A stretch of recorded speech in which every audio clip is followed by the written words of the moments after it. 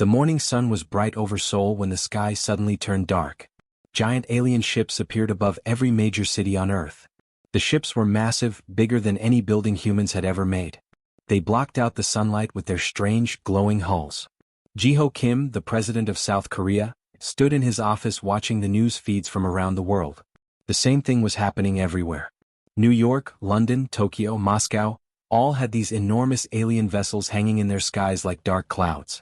"Sir, they're broadcasting something," said Nari Choi, his communications director. Her hands shook as she worked at her computer. "It's coming through every radio, every television, every phone on the planet." The alien voice filled the room. It spoke perfect Korean, then switched to English, then Chinese, then every language on Earth. The voice was cold and emotionless. "People of Earth, I am Commander Vortak of the Hegemony Coalition. Your world has been chosen to join our empire. You have exactly 72 hours to surrender completely. If you obey, you will work for us. If you fight, we will kill every human on this planet. This is not a discussion. This is an order." Jiho felt his heart sink. Around the room, his advisors looked terrified. Defense Minister Miho Lee was already on the phone with the military. "What are our options?" Jiho asked. Miho shook his head. "We tried everything, sir. Every country did. Our missiles can't even touch their ships. The Americans fired nuclear weapons at them. The aliens didn't even seem to notice.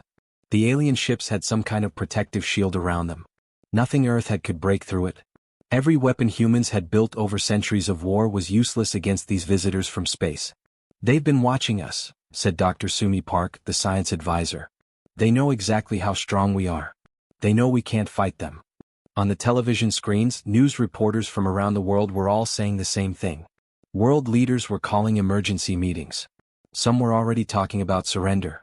What else could they do? Jiho walked to his window and looked up at the alien ship hanging over Seoul. It was so big it covered half the sky. Strange lights pulsed along its surface like a slow heartbeat. He could see smaller ships moving around it like insects around a streetlight. "Sir," Nari said quietly, "the other world leaders want to talk. They're setting up a video conference." Soon, Jiho was looking at screens showing presidents and prime ministers from every major country. They all looked as scared and confused as he felt. The President of the United States spoke first. "We need to face facts. We can't fight them. Our military experts say their technology is hundreds of years ahead of ours." The Prime Minister of Britain nodded. "My scientists agree. These ships are using energy sources we don't even understand. Their materials are stronger than anything we can make." "But we can't just give up," said the President of Brazil. "They want to make us slaves." "Better slaves than dead," replied the Chancellor of Germany grimly. Jiho listened to the debate, but his mind was somewhere else. Something was bothering him, something he couldn't quite remember. There was a project, years ago, something secret that he had approved when he was just a junior minister. "Has anyone tried to contact Admiral Hannah Park?" he asked suddenly. The room went quiet. Nari looked confused. "Sir, Admiral Park died 3 years ago. She was killed in that mining accident near Jupiter." Jiho frowned. "No, I don't think she did." "Sir, what are you talking about?" Miho asked. "I went to her funeral myself." But Jiho was remembering now. 20 years ago, when he was working in the Defense Ministry, there had been a top-secret project. It was so secret that only 5 people in the government knew about it. They called it the Black Project. Admiral Park had been in charge of it. She had told him that humanity needed to prepare for this exact situation. She said that if aliens ever came to Earth with bad intentions, the normal military wouldn't be enough. "What if I told you," Jiho said slowly, "that Admiral Park isn't dead? What if I told you that for the past 20 years, we've been preparing for this day?" The other world leaders stared at him through their video screens. Some looked hopeful, others looked like they thought he had lost his mind. "Jiho," said the President of China, "what are you talking about?" Before Jiho could answer, his secure phone rang. It was a special phone that connected to only one number, a number he hadn't called in 15 years. He picked it up with shaking hands. "Hello, Jiho," said a familiar voice. It was Admiral Park, but something was different about how she sounded. Her voice had a strange quality to it, like it was coming from very far away. "Hannah," he whispered. "You're alive." "In a way," she replied. "Are you watching the alien ships?" "Yes." "Good. In 30 minutes you're going to see something that will change everything. Tell the world leaders to watch the skies. Tell them that Earth doesn't kneel to anyone." The line went dead. Jiho looked around the room at his terrified advisors. then back at the screens showing the other world leaders. "Everyone needs to watch the skies," he said. "I think our answer to the aliens is about to arrive." Above them, the alien commander Vorthak was preparing his victory speech. He had no idea that humanity's real military was already moving. President Jiho Kim stared at his phone for a long moment after Admiral Park hung up. The other world leaders on the video screens were asking him questions, but he couldn't hear them. His mind was racing back to memories from 20 years ago. "Sir," Nari said gently, "who was that?" "Give me the most secure communication line we have," Jiho said. "The one that goes to the Deep Space Monitoring Station." Miho looked confused. "Sir, we don't have a Deep Space Monitoring Station." "Yes, we do," Jiho replied quietly. "We just tell everyone it's for weather satellites." 5 minutes later, a new screen flickered to life in the crisis room. At first it showed only static. Then slowly an image formed. It was Admiral Hannah Park, but she looked very different from the woman Jiho remembered. Half of her face was normal, but the other half was covered with metal and wires. Her left eye had been replaced with something that glowed with blue light. When she moved, Jiho could see that her movements were too smooth, too perfect for a normal human. "Hello again, Jiho," Admiral Park said. Her voice had that same strange quality he'd noticed on the phone. "I know I look different." The world leaders on the other screens gasped. The President of the United States leaned forward. "Admiral Park? But you're supposed to be dead." "Death was a useful cover story," she replied.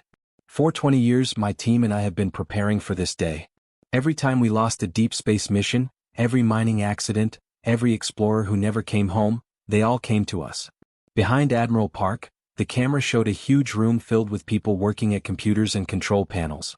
But something was wrong with these people. They moved in perfect coordination, like dancers who had practiced the same routine 1,000 times. Some had metal arms or legs. Others had glowing eyes like the Admiral. "What happened to you?" asked the Prime Minister of Britain, her voice shaking. "We volunteered," Admiral Park said simply. "We knew that normal humans couldn't fight advanced alien technology. So we became something more." A young man appeared next to Admiral Park. He moved with the same unnaturally smooth grace. Half of his face was covered with a metal plate that pulsed with soft light. "This is Lieutenant Kyung Bae," Admiral Park said. He was one of the first to volunteer for the Transcendence Protocol. "What's the Transcendence Protocol?" Jiho asked, though he was afraid to hear the answer. "We merged ourselves with our machines," Lieutenant Kyung explained. His voice had the same strange harmonics as the Admiral's. "We can connect our minds directly to our computers, our weapons, our ships. We think faster than normal humans. We react faster. We can coordinate perfectly with each other. But the cost," Admiral Park continued, "is that we can never be fully human again. The process cannot be undone. We can never return to Earth, never live normal lives. We are humanity's sword in the darkness." The camera pulled back to show more of the facility. It was enormous, stretching as far as the eye could see. Thousands of enhanced humans worked at their stations. In the distance, Jiho could see what looked like spaceships. "Where are you?" asked the Chancellor of Germany. "Officially we don't exist," Admiral Park replied. "We have bases in the asteroid belt, on the dark side of moons, in the empty spaces between planets. For 20 years, we've been building and preparing." "Building what?" the President of China asked. "The Black Armada," Lieutenant Kyung said. 300 ships, each one built with technology we've gathered from visitors to Earth over the decades." "Visitors?" Jiho felt his heart skip a beat. Admiral Park's human eye showed a flicker of old pain. "The aliens who came today aren't the first to visit Earth. We've been collecting their wreckage for 70 years. Every crashed ship, every piece of alien technology that governments found and hid, it all came to us eventually." On the screens around the crisis room, news feeds showed the alien ships beginning to move into attack positions over major cities. "They think they know everything about human technology," Admiral Park continued. "They've studied our public weapons, our official military capabilities. They have no idea what we've really been building out here." Lieutenant Kyung stepped closer to the camera. Where normal humans would show fear or anger, his enhanced features showed only calm determination. "Admiral, all ships report ready. The dimensional drives are fully charged." "Dimensional drives?" the President of the United States asked weakly. Admiral Park smiled, but it was no longer entirely human. "We learned many things from the alien wrecks we found. How to fold space, how to appear anywhere instantly, how to phase our weapons through their shields." The facility around them suddenly filled with alarms. Red lights began flashing. Hundreds of enhanced humans moved to their battle stations with perfect coordination. "It's time," Admiral Park said. "The aliens expect primitive resistance. They expect us to surrender or die like frightened animals." Her glowing eye focused directly on the camera. "They're about to learn that humans are much more dangerous than they thought." "Hannah," Jiho said desperately, "what are you going to do?" "What we've trained 20 years to do," she replied. "We're going to show the galaxy that Earth doesn't kneel to anyone." The screen went dark. Above Sol, the alien ships continued their slow approach, unaware that humanity's true answer was already moving through the void between stars. Commander Vorthak stood on the bridge of his massive warship, watching the primitive planet below. In his 4 centuries of conquest, he had never seen a species surrender so quickly. The human governments were already sending messages about giving up. "Sir," his communications officer reported, "the humans are broadcasting surrender terms. They want to negotiate." Vorthak's 4 eyes gleamed with satisfaction. "Excellent. Begin preparation for landing forces. This conquest will be remembered as one of our easiest." His tactical officer was studying the scanner readings. "Commander, their primitive weapons cannot even scratch our shields. Their nuclear devices are laughably weak." "As expected," Vorthak replied. "These creatures have barely left their own star system. They pose no threat to the mighty hegemony." But even as he spoke, warning alarms began screaming throughout the ship. Every screen on the bridge flashed red. The tactical display showed something impossible. Ships, hundreds of them, appearing from nowhere around all 12 hegemony homeworlds at the exact same moment. "What is this?" Vorthak roared. "How are there human ships at our home planets?" His tactical officer's voice shook with fear. "Sir, I don't understand the readings. These ships just appeared out of empty space. Our sensors showed nothing, then suddenly they were there." Vorthak stared at the display. The human ships were wrong somehow. They didn't look like the crude metal boxes he expected from a primitive species. These vessels moved through space like living things. Their black hulls seemed to absorb light instead of reflecting it. "Open communication with the nearest human ship," he ordered. The screen flickered and showed a face that made Vorthak step backward. It had once been human, but now it was something else. Half the face was metal and wires. One eye glowed with unnatural blue light. When the creature smiled, its teeth gleamed like polished steel. "Commander Vorthak," the thing said in a voice that carried strange harmonics. "I am Admiral Hannah Park of the Black Armada. You ordered Earth to kneel." The creature's smile grew wider, showing more of those metal teeth. "We decline your offer." Before Vorthak could respond, the human weapons fired. But these were not the primitive missiles his fleet had easily deflected earlier. Beams of energy passed through his ship's shields as if they didn't exist at all. "Impossible," his shield operator screamed. "Their weapons are going right through our defenses." The beams struck the hull directly, cutting through the advanced hegemony armor like it was paper. Systems throughout the ship began failing. Emergency lights flashed as power conduits overloaded. "How are they doing this?" Vorthak demanded. His science officer was frantically studying the readings. "Sir, their weapons operate on quantum frequencies we've never seen before. Our shields can't detect them, so they can't block them." Around Earth, the same scene was playing out across the entire alien fleet. Human ships materialized from tears in space itself, appearing and disappearing like ghosts. Each ship moved with perfect coordination, as if controlled by a single mind. The alien fleet that had seemed so powerful minutes before was falling apart. Their advanced technology, which had conquered dozens of worlds, was useless against these strange human vessels. Lieutenant Kyung Bae stood on the bridge of his ship, his enhanced mind linked directly to the vessel's computer systems. Through the neural connection, he could feel the thoughts of every other Black Armada crew member. They moved as one, thought as one, fought as one. "Target the command ships first," Admiral Park's voice echoed in his mind and the minds of hundreds of other enhanced humans. "Capture their technology intact." Kyung's ship phase shifted through normal space, appearing directly next to a massive alien vessel. Instead of destroying it, mechanical arms extended from his ship's hull. They pierced the alien armor with surgical precision, inserting nanomachines that immediately began taking control of the enemy systems. "They're not trying to destroy us," Vorthak's aide realized with growing horror. "They're taking us apart piece by piece." The human nanomachines spread through the alien ship's computer networks like a virus. Every piece of data, every tactical plan, every weakness in hegemony technology was copied and instantly shared across the Black Armada's neural network.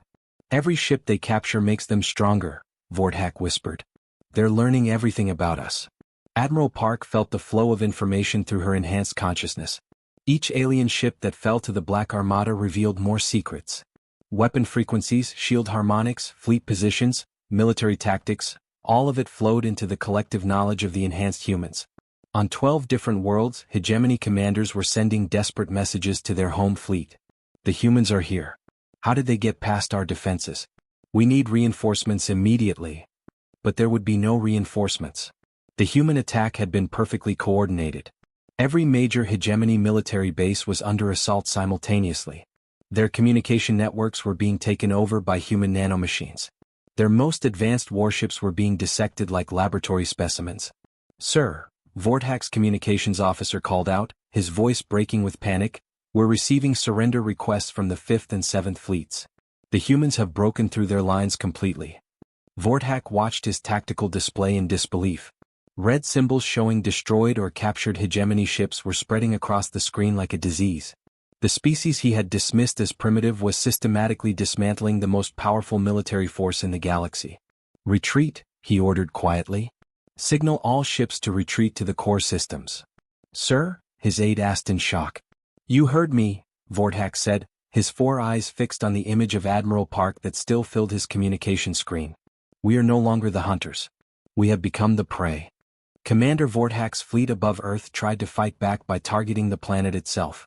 If they couldn't defeat the human ships, they would destroy the human homeworld and end this nightmare. All ships target major population centers, Vorthak ordered. We will glass this planet and be done with these creatures. His weapons officer tried to fire the main cannons but nothing happened.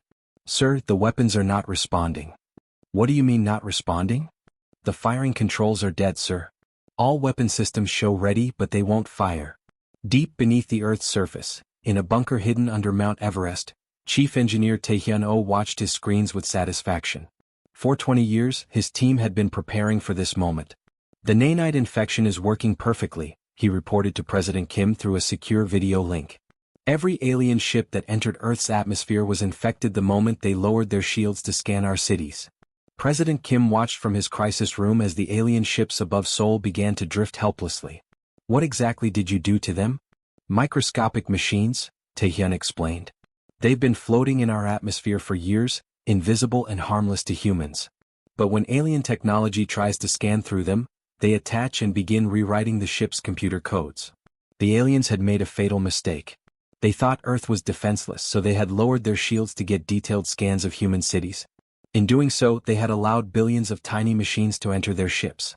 Their weapons won't fire, Taehyun continued. Their shields are failing. Their navigation is becoming unreliable. The nanites are taking control of every system. Commander Vorthak watched in horror as his mighty fleet became a collection of floating metal coffins. Ship after ship reported the same problems. Weapons offline. Shields flickering. Computer systems behaving strangely.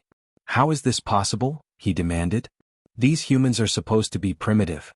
His science officer was frantically running diagnostics. Sir, there are microscopic machines throughout our systems. They're rewriting our code faster than we can stop them. Machines so small we can't see them? Vorthak's 4 eyes widened with fear. That's impossible technology. But it wasn't impossible. It was simply hidden. For decades, Earth's governments had been secretly developing nanotechnology while showing the galaxy only their crude missiles and primitive spacecraft. The aliens had been watching the wrong things. Suddenly, a human ship materialized directly beside Vorthak's command vessel. But instead of firing weapons, it extended mechanical arms that pierced the alien hull with surgical precision. They're boarding us, his tactical officer screamed. Admiral Park's voice filled the alien bridge through their own communication systems. Commander Vorthak, you seem to be having technical difficulties. Let us help. The mechanical arms weren't just breaching the hull. They were injecting more nanomachines directly into the ship's core systems. Within minutes, every piece of data in the hegemony ship's computers was being copied and transmitted to the Black Armada. Stop this. Vorthak ordered his crew, but there was nothing they could do. The human machines were too small to fight, too fast to track, and too numerous to stop. Lieutenant Kyung-bae felt the flow of new information through his enhanced mind. Every alien ship captured or infected revealed more secrets about hegemony technology, tactics, and weaknesses. The knowledge was instantly shared with every other enhanced human in the Black Armada. "Admiral," he reported to Park through their neural link, "we now have complete technical specifications for their fleet. Their shield frequencies, weapon signatures, engine designs, everything." "Excellent," Admiral Park replied. "Begin Phase 4. Hunt down their retreat routes." Across the galaxy, hegemony fleets were trying to escape back to their home worlds. But the enhanced humans could predict their movements now. Every tactical manual, every retreat protocol, every emergency plan had been copied from the captured ships. The Black Armada ships appeared along the alien retreat routes like ghosts in the night. They struck without warning, disappeared before the aliens could respond, and struck again somewhere else. Each attack was perfectly timed, perfectly coordinated. On the hegemony home world of Craxus, Defense Minister Zalthar received desperate reports from across their empire. "Sir, human forces have appeared in the Vega system. They're attacking our mining colonies." "How many ships?" Zalthar demanded. "Unknown, sir. They appear and disappear so quickly our sensors can't get accurate counts. But every colony they hit goes silent within hours." Another aide rushed in with more bad news. "Sir, the Fourth Fleet reports human ships at the Centaurus border. They're systematically destroying our supply lines." Zalthar stared at the tactical map showing their empire. Red dots marked human attacks spreading like a disease across hegemony space. How are they moving so fast? How are they everywhere at once? The answer was simple but terrifying. The enhanced humans didn't need to travel between stars the slow way.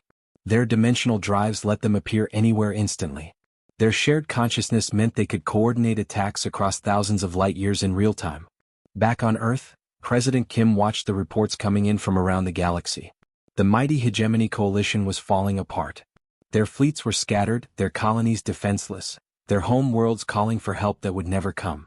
"Admiral Park," he called through the secure channel, "the aliens are requesting a ceasefire." Admiral Park's response came not just from her, but from the collective voice of hundreds of enhanced humans speaking as one. The hunt has only begun. The predators who had come to claim Earth as prey had become the hunted. 6 months had passed since the alien ultimatum, and the galaxy was a very different place. President Ji-ho Kim stood before the United Nations General Assembly in New York, but this time he wasn't facing just human delegates. Alien representatives from dozens of worlds sat in the audience, waiting nervously for his words. "The former hegemony coalition has formally requested protection from the Terran Defense Network," Ji-ho announced. 17 of their former colony worlds have asked to join our alliance. In the front row sat Ambassador Yuna Seo, one of the few Black Armada members who could still pass for human. Her enhancements were hidden beneath artificial skin, but her eyes held depths that spoke of the vast network consciousness she shared with hundreds of other enhanced humans. The Zephyrian delegate, a tall creature with blue skin and 3 arms, stood up nervously. "President Kim, our world wishes to formally apologize for supporting the hegemony's attack on Earth. We were forced to provide ships for their fleet." "We understand," Ji-ho replied calmly. The hegemony ruled through fear. But those days are over. Outside Earth's atmosphere, Admiral Park's flagship hung in orbit like a dark star. The Black Armada had grown far beyond its original 300 ships. Manufacturing facilities scattered throughout human space worked day and night, building new vessels that combined alien technology with human innovation. Through her neural link, Admiral Park felt the pulse of humanity's expanding influence across the galaxy. Former hegemony worlds, now protected by Black Armada fleets, sent constant streams of intelligence about new threats and opportunities. "Admiral," Lieutenant Kyung's consciousness touched hers through their shared network. "Long-range sensors are detecting movement in the Orion Arm. A new coalition is forming." Park's response rippled through the enhanced minds of thousands of crew members across hundreds of ships. "Show me." The data flowed directly into her consciousness. A group of 12 star systems had formed something called the Iron Dominion. They were building warships and making threats about establishing their own empire now that the hegemony had fallen. "They think we're weak because we accept surrenders," Park observed. "They don't understand that mercy is a choice, not a weakness." On the planet Theros, former hegemony Admiral Korvac read the intelligence reports with growing fear. The Iron Dominion had approached him about joining their new empire, promising him command of a fleet again. "Sir," his aide asked, "will you accept their offer?" Korvac looked at the tactical data on his screen. It showed the complete destruction of hegemony forces by the human Black Armada. Every engagement had ended the same way, total human victory with minimal losses. "Are you insane?" Korvac replied. "I've seen what the humans can do." The Iron Dominion wants to challenge Earth? They might as well declare war on the laws of physics. Back on Earth, the alien delegates were asking questions about human protection policies. The Crystalline Republic's representative, a being made of living glass, spoke in musical tones. What do you require in exchange for defense against the Iron Dominion? Trade agreements, Jiho answered. Technology sharing. Peaceful cooperation. We're not the hegemony. We don't rule through fear. But even as he spoke, everyone in the room knew the truth. Humanity didn't need to rule through fear. The Black Armada was fear itself to any who threatened Earth or its allies. In the depths of space, Black Armada ships moved like shadows between the stars. They appeared without warning at the edge of Iron Dominion territory, not to attack but simply to watch. Their presence alone was enough to make entire fleets retreat.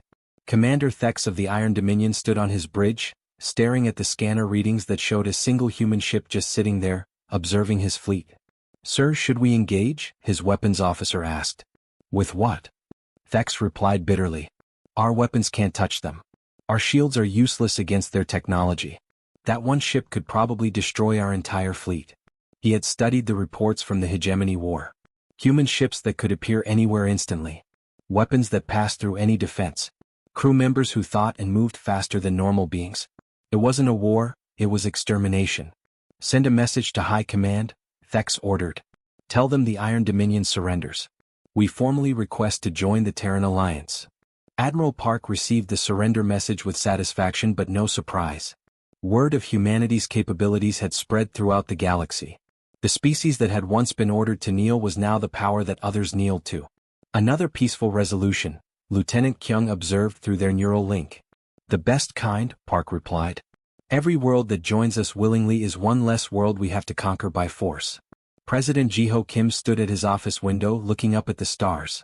Seoul's skyline glowed with lights from a dozen different alien species who had come to Earth seeking trade, protection, or simply to witness the home world of the galaxy's new rulers. His secure phone rang, the same one Admiral Park had called months ago when the crisis began. Hello Hannah, he answered. Hello Jiho. I wanted to give you an update. The last of the Iron Dominion fleets has surrendered. The Andromeda Collective is requesting a non-aggression pact. The Void Runners want to discuss technology sharing. Any real threats on the horizon? Admiral Park's laugh carried through the connection, still carrying those strange harmonics that marked her as something beyond human. None that matter. The galaxy has learned its lesson, Jiho. Earth doesn't kneel to anyone. Through her ship's windows, Park could see the lights of human colonies spreading across nearby star systems. Manufacturing stations, research facilities, and defensive platforms formed a growing network of human influence. The species that had been given 72 hours to surrender had instead become the galaxy's apex predator. The Black Armada served as both shield and sword, protecting those who came in peace and destroying those who came with war. Commander Vorthak, now imprisoned on a human research station, often wondered how everything had gone so wrong. His people had ruled the galaxy for centuries. They had conquered dozens of worlds with ease. But Earth had been different. Earth had been ready. And now the hunters had become the hunted while humanity ruled the stars.